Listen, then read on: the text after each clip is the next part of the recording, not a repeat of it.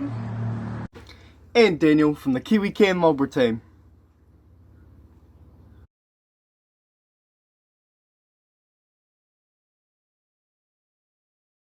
We hope you've been doing fun things with your family and keeping yourself entertained.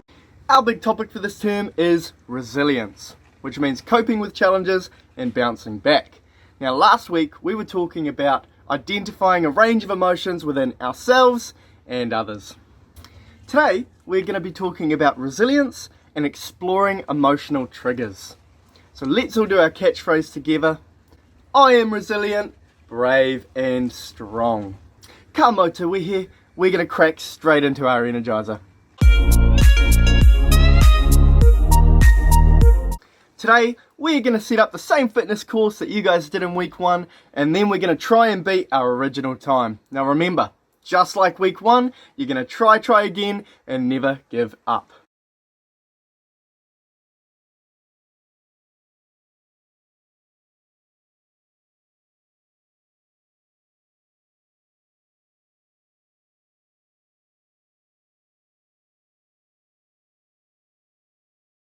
Once your course is set up, go give yourself a bit of a practice run around it like you did in week 1. Okay, now go do a second run through, and this time yourself, alright? I really want you to push yourself and try and do better than you did the first time. Once you're finished, record down that time and then compare it to your last one and see if you did any better. Alright, now it's your turn. Off you go and see how you do.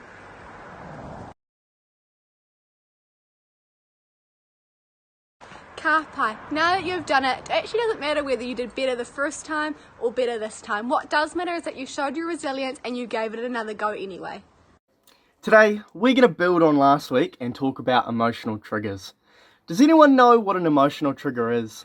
Me, I know.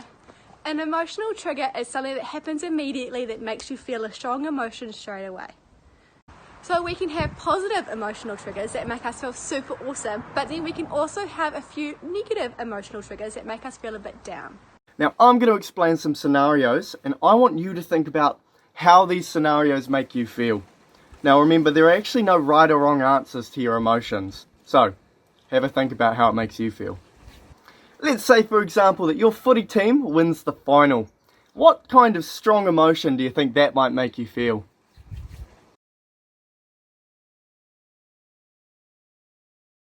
Okay, now imagine that it's your birthday and your mum is going to make you a very special treat. However, she told you it's a surprise. I want you to have a think about what emotional triggers that might cause for you. I know me personally, it would make me feel very curious as I'd want to know what she was making. You were meant to have your birthday party today, but because of the social distancing, it's no longer happening. What kind of emotional trigger might that have for you? I'm not going to lie, I'd be pretty disappointed. But something that you could do to bounce back from that and cope with disappointment is you can think that you're not the only one in this situation. There are other people who are missing out on their birthday party, but remember, it's almost over and we're going to see our friends real soon again. Okay, now the last one I want you to think about is you've been asked to do a video presentation for your online learning. What emotional triggers is that going to cause? I know for me, it would make me feel pretty nervous and shy, and I'd also probably be feeling a little anxious to get it over and done with.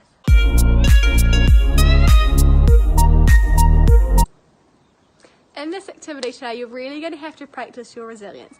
Some of you may even find that it brings out emotional triggers like excitement or frustration. These are normal feelings to have, but it's just when these negative emotions come out that we really need to bounce back and try again.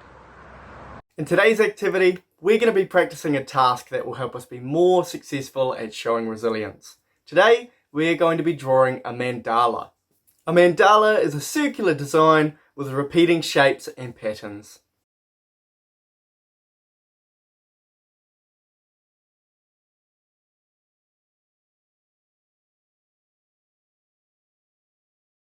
Follow along with the design, making sure that if you do find it a little bit hard, you are using your resilience to try your best and keep going. Something you could do is just pause the video, have 3 deep breaths, and then carry on.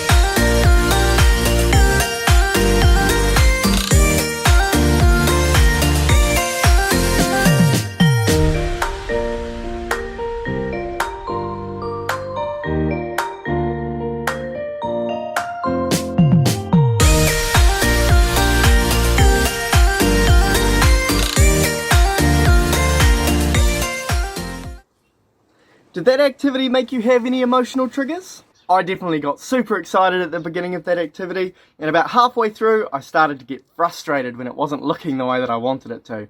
But I powered through anyways and came up with an awesome design. What was one thing you were able to do to help yourself stay calm when you're starting to find it difficult? I know what I had to do was pause the video and stop, take a moment and take 3 deep breaths. Alright, you know what time it is. It's time for some GKQs.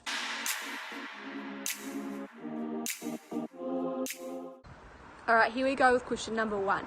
If a cat is to have 32 muscles in one ear, how many does that make it have in both ears?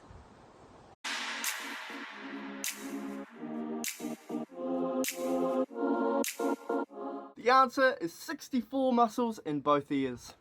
Okay, question number 2. How many colours can a butterfly see? You can see 3 different colours: red, yellow and green. Can all lizards grow back their tails?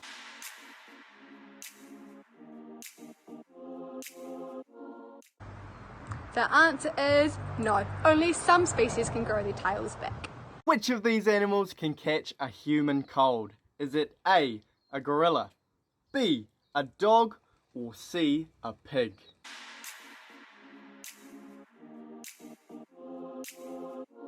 The answer is A, the gorilla. Ka pai koutou! I hope you've all really enjoyed our Kiwi Can lesson for today.